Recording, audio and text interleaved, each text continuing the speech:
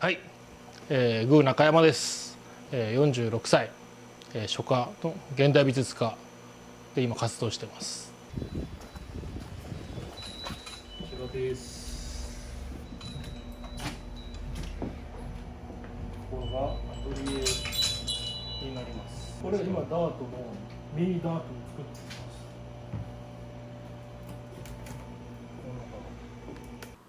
僕の作品はいつも時間がかかるんですけど、文字って別に書きたくなかったら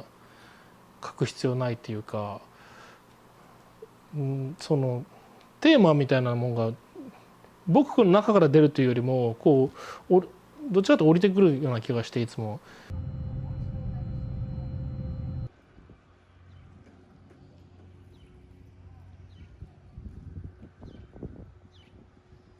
それが降りてきたのがそのダートっていう文字が最初に、なんか CD のアルバムのタイトルみたいな感じなんですよね、それは。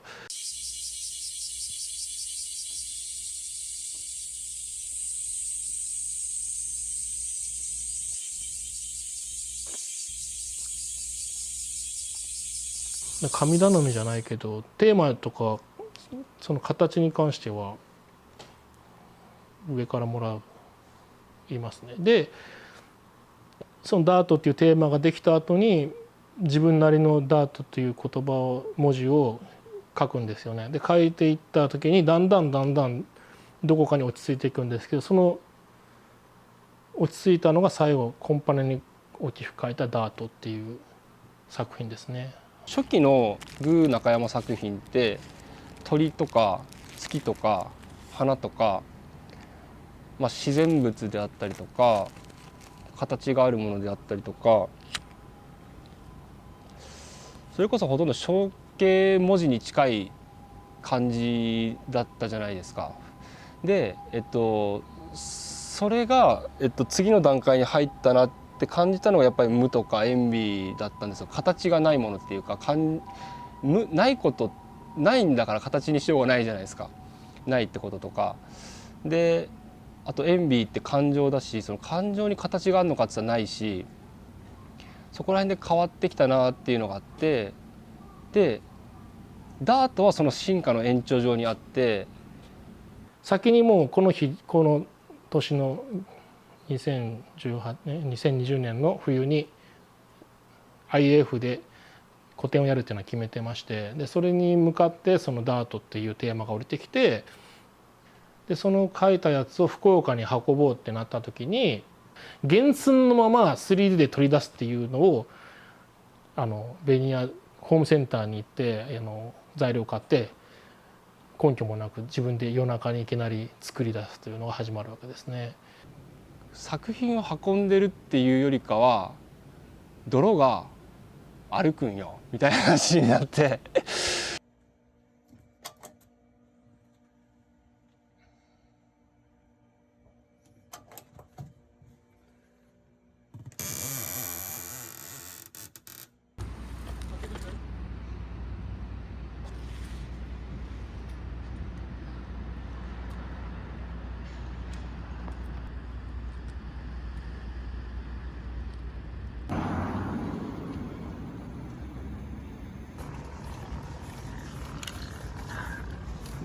その 3D にそのコンパネの作品を取り出して、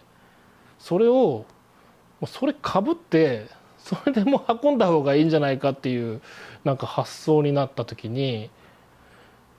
確かに文字の中に入った人間なんて多分世界中いないと思うんで、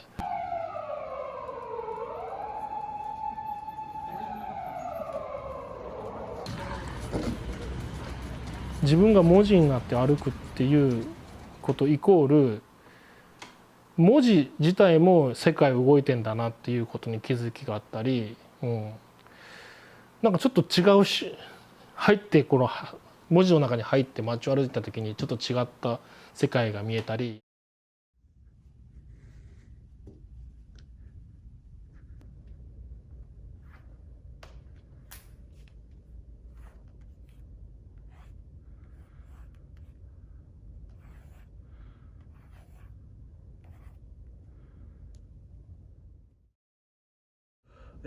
僕が書を始めるきっかけとなった井上雄一という書家がいるんですけど、その雄一のマザーギャラリーのうなく東京っていうところで僕ずっとアルバイト、レゾネを作るバイトをしてたんですけど、2004年から、そのオマージュ展を始めたんですね。でそこで当然僕としてはその人を集めないといけない、その日本の若い書道家を集める、僕は義務があると思ったんで、当然菅原君と日野君にも声をかけたわけですよ。展作会自体は井上雄一に影響を受けた書家アーティストが井上雄一の意思を継いで作品を出すというか、そういう展覧会だったんですけど、はい、彼も第1回目からその展覧会に出したんですよ。だから結局その評価を全然受けることなく彼は3回4回5回ってずっと出し続けて、でも当時はねまだその海上さんもそれは一体誰だということになって、お前はいいけれど日野っていうのは一体何者なんだと。でなんかペンとかダーマトグラフとかそういったもので書道をやってるけどまだ得体が知れない状況だからどうかなっていう疑問符だらけの船出だったんですよ。一次書もすごいなと、もうなんというか言葉なくすような感じではあったんですけど、それ以上に驚いたのがこれでコンテも終わりですっていう青いコンテ書で書かれたコンテで書かれたただの硬筆で書かれた作品があるんですね。紙切れが、実際それはバイトをしてる時にコンテの作品山ほど見せてもらったんです。紙ペラに書かれた言葉っていうのはこんなに面白いんだなっていうところで、別にいわゆるそのステレオタイプなその筆で漢詩を書いたり和歌を書いたりっていうことじゃなくても、言葉が何らかの形で残された後が書だとするなら、おそらく筆だったり漢詩だったりそういったものでなくても書っていうのは当然成立するんだなというか。今の彼の作品って彼の家から出て通勤路で出会う看板やサインが目に飛び込んでくると。でそれは意外と風景に比して言語情報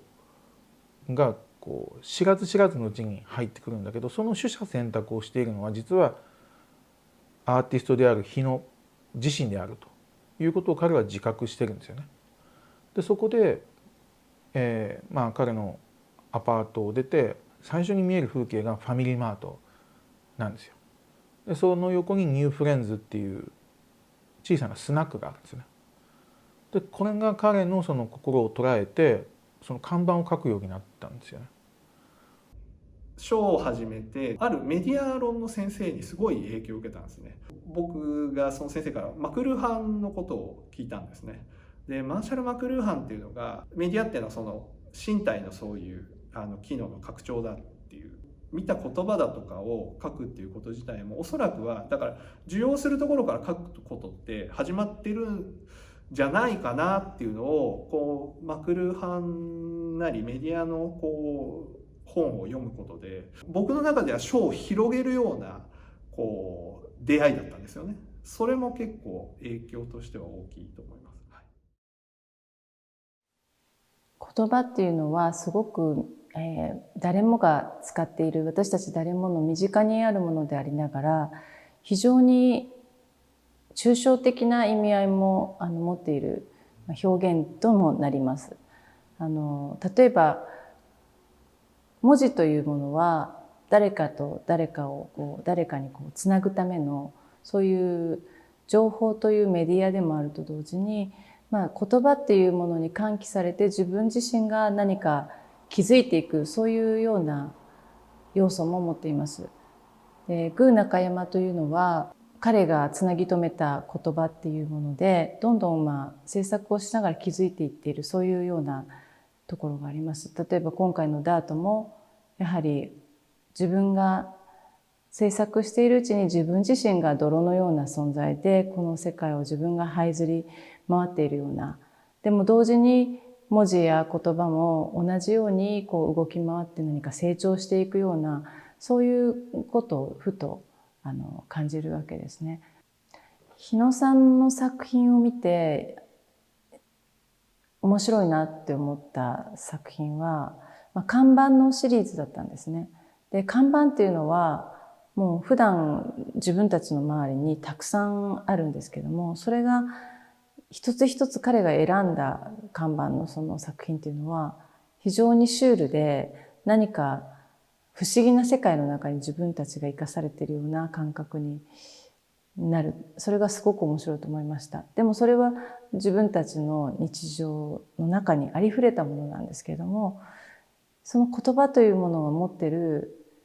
面白さだとか危険性だとか、あと切なさとか今の時代性というか、そういうものをはらんだ記号と化した文字たちが非常にこの世界に溢れてるっていうことにこう気づかせてくれる、そこがとても新鮮でした。このように普段私たちが何気なく使っている言葉、文字、そういったものを新しい表現として展開しているアーティスト2人の展覧会、文字の様相、流れゆく時代生まれくる言葉、宮中山日野公彦の展覧会は8月1日までやっております。ぜひご覧ください。